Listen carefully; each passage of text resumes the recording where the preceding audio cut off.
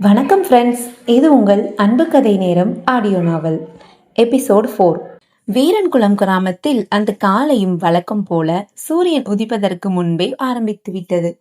நேற்றிரவு பெய்த மழையால் மண்ணின் வாசனை இன்னும் காற்றில் கலந்திருந்தது.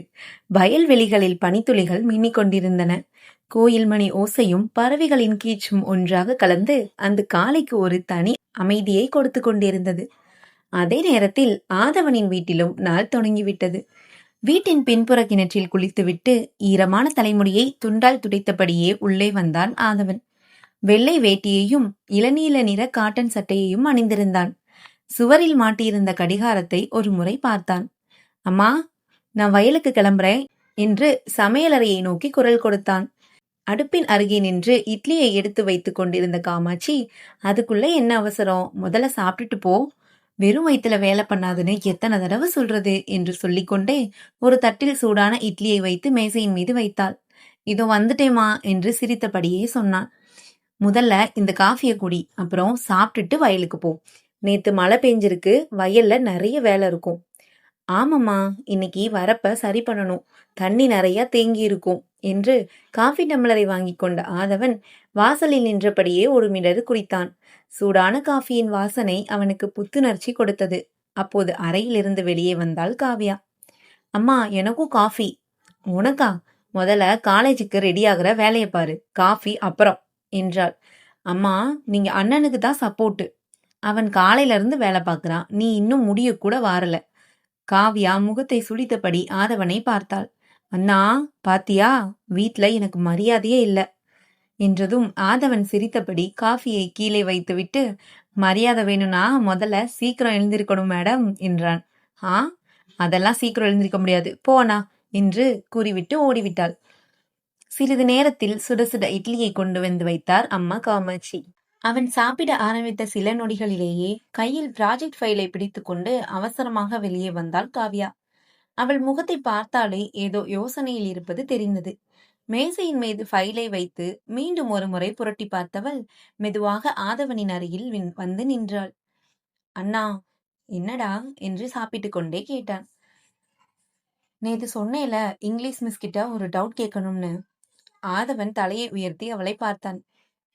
ஞாபகம் இருக்கு. இன்னைக்கு தான் ப்ராஜெக்ட் சப்மிஷன். காலேஜ் பஸ் வர இன்னும் கொஞ்ச நேரம் இருக்கு.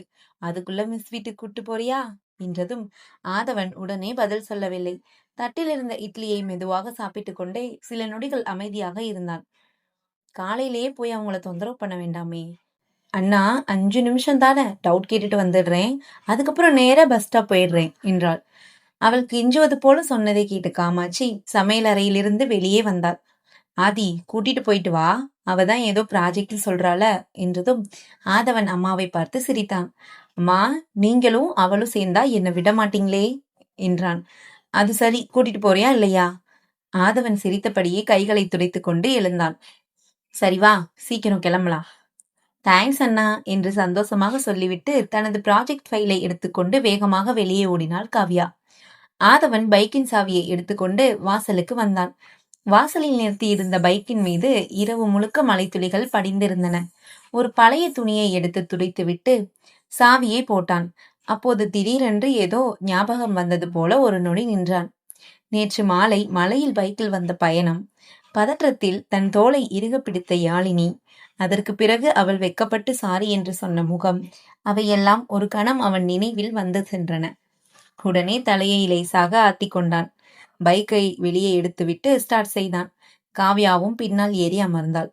ஃபைல நல்லா பிடிச்சுக்கோ, காத்துல பறந்துட போகுது என்று சொல்லிக்கொண்டே மெதுவாக பைக்கை இயக்கினான். காலையின் குளிர்ந்த காற்றை கிழித்து கொண்டு இருவரும் யாழினி தங்கியிருந்த வீட்டை நோக்கி கிளம்பினார்கள். அதே நேரத்தில் யாழினி தங்கியிருந்த அந்த சிறிய வீட்டிலும் காலை பரபரப்பு தொடங்கியிருந்தது. அதிகாலையிலேயே எழுந்து குளித்துவிட்டு எளிமையான இளம் பச்சை நிற காட்டன் சேலையை அணிந்திருந்தாள் யாழினி. ஈரமாக இருந்த தலைமுடியை ஒரு துணியால் மெதுவாக துடைத்து கொண்டே வீட்டின் முன் வந்தாள். கையில் இருந்த அரிசி மாவை எடுத்து வாசலில் அழகாக கோலம் போட்டாள். பிறகு வாசல் ஓரத்தில் இருந்த மல்லிகை, ரோஜா, செம்பருத்தி செடிகளுக்கு ஒவ்வொன்றாக தண்ணீர் ஊற்றினாள். மழை பெய்திருந்தாலும் செடிகளின் இலைகளில் படிந்திருந்த தூசியை கையால் மெதுவாக தட்டிவிட்டு ரசித்து பார்த்தாள். பூத்திருந்த ஒரு மல்லிகை பூவை பறித்து உள்ளங்கையில் வைத்தபடி அதன் மனத்தை ஆழமாக முகர்ந்தாள். இந்த ஊரு காலை நேரத்துக்கே ஒரு தனி அழகு என்று தனக்கு தானே மெதுவாக சிரித்து கொண்டாள். அதே நேரத்தில் வீட்டின் முன் ஒரு பைக் வந்து நின்ற சத்தம் கேட்டது. யாராக இருக்கும் என்று நினைத்தபடி வாசலை நோக்கி திரும்பினாள். வாசலுக்கு வெளியே ஆதவனும் அவன் பின்னால் ப்ராஜெக்ட் ஃபைலை கையில் பிடித்தபடி நின்றிருந்த காவியாவும் தெரிந்தார்கள். யாழினி அவர்களை பார்த்ததும் ஆச்சரியமாக வாங்க என்று புன்னகையுடன் சொன்னான். ஆதவன் லேசாக தலையசைத்தான். குட் மார்னிங் என்றான். குட் மார்னிங் என்று சிரித்தபடியே பதில் சொன்னாள் யாழினி. அதற்குள் காவியா முன்னே வந்தாள். மிஸ், நான் காவியா, ஆதவனோட தங்கச்சி என்றாள். ஓ அப்படியா என்று சிரித்தாள் யாழினி. உள்ள வாங்க என்றதும், இல்ல மிஸ், உங்களுக்கு டிஸ்டர்ப் ஆகுமோன்னு என்றதும், அதெல்லாம் ஒன்றுமில்ல வாங்க என்று கதவை இன்னும் திறந்தாள். காவியா உள்ளே வந்தாள். ஆதவன் மட்டும் வாசலிலேயே நின்றான். அதை கவனித்த யாழினி, நீங்கள் உள்ள வாங்க என்றாள். ஆதவன் உடனே தலையசைத்தான். இல்ல, நான் வயலுக்கு கிளம்பணும், காவியாக்கு ஒரு டவுட் இருக்கான், அதான் கூட்டிட்டு வந்தேன் என்றான். அவ்வளவுதானா என்று சிரித்தாள் யாழினி. என்றான் ஆதவன். சரி, நான் சொல்லி கொடுக்கிறேன் என்றதும் ஆதவன் காவியாவை பார்த்து, நீ முடிச்சுட்டு பஸ் ஸ்டாப்க்கு நேரா போயிடு, லேட் பண்ணாத, அப்புறம் பஸ்ஸை மிஸ் பண்ணிடுவ என்றான். சரிண்ணா என்று தலையாட்டினாள் காவியா. சரி, நான் கிளம்புறேன். சரி என்று யாழினியும் மெதுவாக சொன்னாள். ஆதவன் ஒரு நொடி இருவரையும் பார்த்துவிட்டு பைக்கை ஸ்டார்ட் செய்தான். சில நொடிகளில் அவன் சாலையை கடந்து கண்களுக்குள் மறைந்தான். அவன் சென்ற திசையை ஒரு நொடி பார்த்து கொண்டிருந்த யாழினி பிறகு காவியாவை நோக்கி திரும்பி சிரித்தாள். சரி சொல்லு, என்ன டவுட்டு? காவியா கையில் இருந்த ப்ராஜெக்ட் ஃபைலை திறந்து மேசையின் மீது வைத்தாள். மிஸ், இந்த டாபிக்கை எக்ஸ்பிளைன் பண்ணி எழுத சொல்லியிருக்காங்க, எனக்கு புரியல என்றாள். யாழினி ஃபைலை வாங்கி பார்த்தால் 2-3 பக்கங்களை அமைதியாக புரட்டினாள். இதுக்காக தான் இவ்வளவு பயந்துட்டு வந்தியா என்று சிரித்தாள். காவியா தயக்கத்துடன், இங்கிலீஷ்னாலே கொஞ்சம் பயம் மிஸ் என்றாள். யாழினி மெதுவாக நாற்காலியை இழுத்து அமர்ந்தாள். பயம் இருந்தா இங்கிலீஷ் வராது, முதல்ல அந்த பயத்தை விடணும். வா, ரொம்ப ஈஸியா சொல்லித்தாரு என்று சொல்லிக்கொண்டே ஒரு வெள்ளை தாளை எடுத்தாள். காவியாவும் ஆர்வமாக அவள் அருகில் நாற்காலியை இழுத்து அமர்ந்தாள். அந்த சிறிய வீட்டில் ஒரு ஆசிரியைக்கும் ஒரு மாணவிக்கும் தெரியாமலே ஒரு அழகான நட்பு அந்த காலையிலேயே மெல்ல ஆரம்பமாகி கொண்டிருந்தது. யாழினி மேசையின் மீது இருந்த ப்ராஜெக்ட் ஃபைலை திறந்து ஒவ்வொரு பக்கத்தையும் கவனமாக பார்த்தாள். சில இடங்களில் பென்சிலால் கோடு போட்டிருந்ததை பார்த்ததும், இதுலதான் டவுட்டா என்று கேட்டாள். காவியா உடனே அருகே நெருங்கி, ஆமா மிஸ், இந்த இன்ட்ரோடக்ஷன் எப்படி எழுதணும்னு புரியல, இன்டர்நெட்ல பார்த்தேன், ஆனா எல்லாமே ரொம்ப பெரிய பெரிய வார்த்தையா இருந்துச்சு என்றாள். யாழினி சிரித்தாள். ப்ராஜெக்ட்னா பெரிய வார்த்தை எழுதுறதுல மார்க் கிடைக்காது, நமக்கு புரிஞ்ச மாதிரி படிக்கிறவங்களுக்கும் புரியுற மாதிரி எழுதினாலே போதும். அப்படி சொல்லிக்கொண்டே ஒரு வெள்ளைத்தாளை எடுத்தால் பேனாவை திறந்து, முதல்ல டாபிக்கை நல்லா புரிஞ்சுக்கணும், அதுக்கப்புறம் தான் எழுதணும் என்று கூறி மெதுவாக விளக்க ஆரம்பித்தாள். காவ்யா முழு கவனத்தோடு கேட்டுக்கொண்டிருந்தாள். இடையிடையே, அப்போ இதை இப்படி எழுதலாமா மிஸ் என்று கேட்டாள். ஆமா, ஆனா இந்த சென்டென்ஸ் இன்னும் கொஞ்சம் சிம்பிளா இருந்தா நல்லா இருக்கும் என்று சொல்லிக்கொண்டே அவள் எழுதியிருந்த வரிகளை திருத்தி காட்டினாள். சில நிமிடங்களில் காவியாவின் முகத்தில் இருந்த பதற்றம் மெல்ல மறைந்து நம்பிக்கை வந்தது. அட, இவ்வளோதானா? நேத்து ராத்திரி இதுக்காக தான் இவ்வளோ டென்ஷன் ஆயிட்டேன் என்று தலையில் லேசாக தட்டி கொண்டாள். அதை பார்த்த யாழினி சிரித்தாள். எக்ஸாமுக்கும் ப்ராஜெக்டுக்கு முன்னாடி எல்லாரும் இப்படித்தான் பயப்படுவாங்க மிஸ், நீங்க சொல்லும் போது ரொம்ப ஈஸியா புரியுது, அதுதான் டீச்சர் வேலை. இருவரும் சிரித்தார்கள். அந்த நேரத்தில் யாழினி எழுந்து சமையல் அறைக்குள் சென்றாள். காவியா, காஃபி குடிக்கிறியா? உடனே காவியா கையை ஆட்டினாள். இல்ல மிஸ், பஸ்ஸுக்கு நேரம் ஆயிடும், அதுக்குள்ள ஒரு 5 நிமிஷம் ஆகாது, முதல்ல காஃபி குடிச்சிட்டு போ என்று சொல்லிவிட்டு 2 கப்புகளை காஃபி ஊற்றி கொண்டு வந்தாள். காவியா கப்பை வாங்கி கொண்டு தேங்க்ஸ் மிஸ் என்றாள். அட, இதுக்கெல்லாம் தேங்க்ஸ் சொல்ல வேண்டியதில்ல. காஃபியை ஒரு வாய் குடித்த காவியா சுற்றிலும் வீட்டை பார்த்தாள். வீடு சின்னதாக இருந்தாலும் எல்லாமே மிகவும் சுத்தமாகவும் ஒழுங்காகவும் இருந்தது. புத்தகங்கள் அழகாக அடுக்கி வைக்கப்பட்டிருந்தன. ஜன்னல் அருகே ஒரு சிறிய பூச்செடி, சுவரில் ஒரு கடிகாரம், அதற்கு பக்கத்தில் ஒரு இயற்கை காட்சி படம். மிஸ், இந்த வீடு ரொம்ப அழகா இருக்கு. யாழினி மெதுவாக சிரித்தாள். வீடு பெரிதா இருக்கணும்னு அவசியம் இல்ல, நமக்கு நிம்மதியா இருந்தா போதும் என்றதும் காவியா தலையசைத்தாள். அது சரிதான். அதே நேரத்தில் வெளியே கல்லூரி பேருந்தின் ஹாரன் சத்தம் தொலைவில் கேட்டது. ஐயோ, பஸ் வந்துருச்சு என்று அவசரமாக எழுந்தாள் காவியா. ப்ராஜெக்ட் ஃபைலை எடுத்துக்கொண்டு, மிஸ் ரொம்ப ரொம்ப தேங்க்ஸ். இன்னைக்கு கண்டிப்பா நல்லா சப்மிட் பண்ணிடுவேன் என்று என்றாள். யாழினி சிரித்தபடி ஆல் த பெஸ்ட், கான்ஃபிடென்ஸா போ, உன்னால முடியும் என்றாள். சரி மிஸ், மாலையில பார்த்தா சொல்றேன் எப்படி போச்சுன்னு. கண்டிப்பா.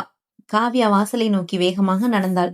வெளியே போகும் முன் திடீரென்று திரும்பி, மிஸ், சொல்லு.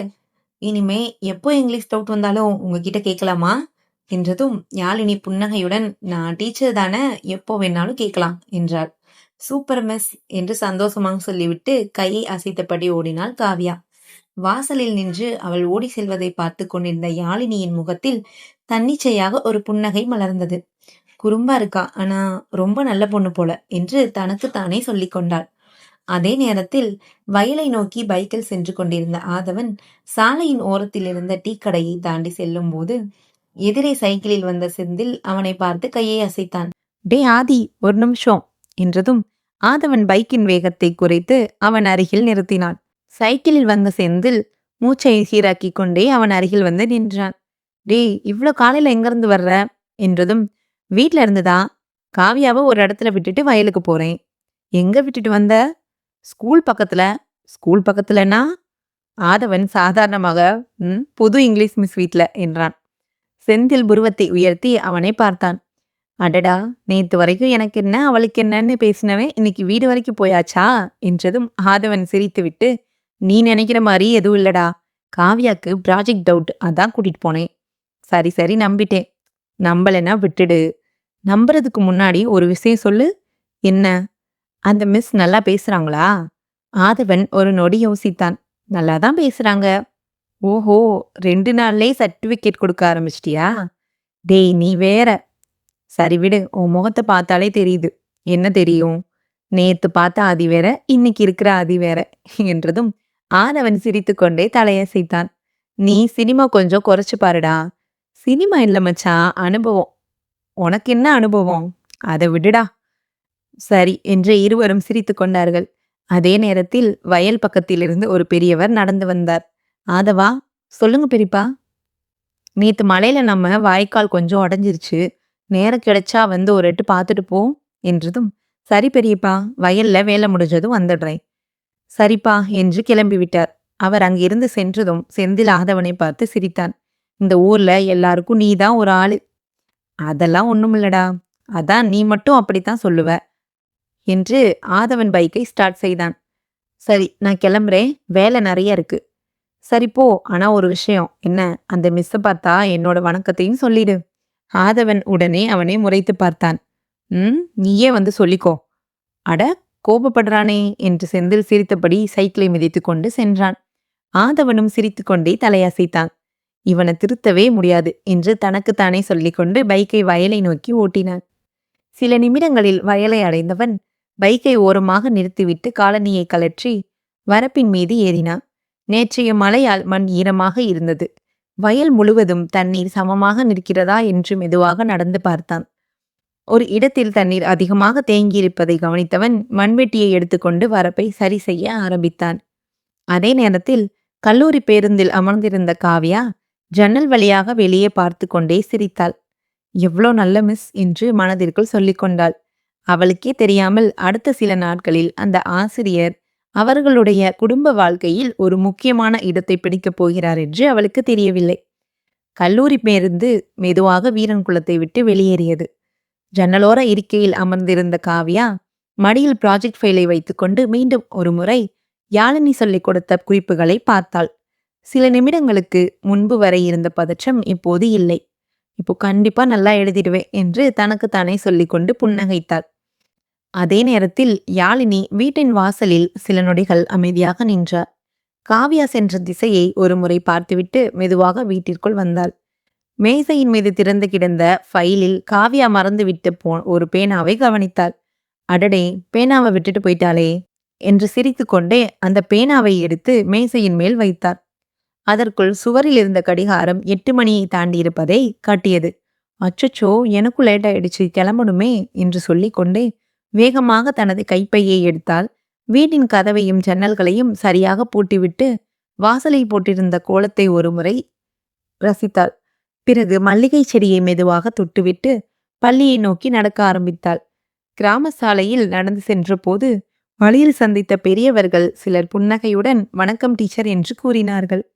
யாழினியும் மரியாதையாக வணக்கம் என்று பதில் சொன்னாள். 2 சிறுமிகள் பள்ளி சீருடையில் அவளை பார்த்ததும் ஓடி வந்து குட் மார்னிங் மிஸ் என் ஒரே குரலில் சொன்னார்கள். குட் மார்னிங் என்று சிரித்தபடி அவர்களோடு சில அடிகள் நடந்தாள். ஹோம்ஒர்க் முடிச்சிட்டிங்களா? முடிச்சிட்டோம் மிஸ். சரி, அப்படியே கிளாஸ்லையும் நல்ல பதில் சொல்லணும். சரிங்க மிஸ் என்று சிரித்துக்கொண்டே அவர்கள் ஓடி சென்றார்கள். அவர்களை பார்த்து கொண்டே நடந்த யாழினியின் மனதில் ஒரு இனிய நிம்மதி தோன்றியது. இந்த ஊர் மனுஷங்க ரொம்ப எளிமையானவங்க என்று மனதிற்குள் நினைத்தாள். அதே நேரத்தில் வயலில் ஆதவன் வேலையை முடித்து கொண்டிருந்தான். வரப்பை சரி செய்து முடித்தவன் கைகளை தண்ணீரில் கழுவி கொண்டான். அப்போது அவனுடைய கைபேசி ஒலித்தது. திரையை பார்த்தான். காவ்யா காலிங் என்று வந்தது. அழைப்பை ஏற்றவன் சொல்லுடா என்றான். அண்ணா, ப்ராஜெக்ட் நல்லபடியா சப்மிட் பண்ணிட்டேன் என்றதும் ஆதவன் சிரித்தான். சரி, டவுட் கிளியர் ஆயிடுச்சா? ஆமா மிஸ், ரொம்ப ஈஸியா சொல்லி கொடுத்தாங்க என்றதும் சரி, நல்லா படி. இன்னைக்கு வீட்டுக்கு வந்துட்டு சொல்றேன். சரி என்றதும் அழைப்பு முடிந்தது. கைபேசியை சட்டை பாக்கெட்டில் வைத்து கொண்ட ஆதவன் தெரியாமலேயே லேசாக சிரித்தான். நல்ல டீச்சர் கிடைச்சிருக்காங்க என்று மனதிற்குள் நினைத்து கொண்டான். ஆனால் அதே நேரத்தில் வீரன்குளம் பேருந்து நிறுத்தத்திற்கு சற்று தூரத்தில் சாலையோரமாக மீண்டும் அந்த கருப்பு நிற கார் அமைதியாக நின்று கொண்டிருந்தது. இந்த முறை காரின் கண்ணாடி முழுவதும் ஏற்றப்பட்டிருந்தது. உள்ளே இருந்த மனிதன் யாழினி பள்ளியை நோக்கி நடந்து செல்வதை கவனமாக பார்த்து கொண்டிருந்தான். அவன் மெதுவாக தன் கைபேசியை எடுத்தான். சார் என்றதும் மறுமுனையில் அழைப்பு இணைந்தது. சொல்லு, அவங்க இப்போ ஊர்க்காரங்க கூட பழக ஆரம்பிச்சிட்டாங்க என்றதும் சில வினாடிகள் அமைதிக்கு பிறகு அந்த குரல் மிகவும் மெதுவாக ஒலித்தது. அவசரப்படாத, அவ என்ன தேடுறான்னு முதல்ல தெரிஞ்சுக்கணும் என்று கூறிவிட்டு அழைப்பு துண்டிக்கப்பட்டது. காரின் இன்ஜின் மெதுவாக ஸ்டார்ட் ஆனது. சில நொடிகளில் அந்த கருப்பு கார் மீண்டும் அங்கிருந்து யாருக்கும் தெரியாமல் நகர்ந்தது. யாழினி தேடுவது என்ன? அதை தடுக்க நினைப்பது யார்? நெக்ஸ்ட் எபிசோட்ல பார்க்கலாம்.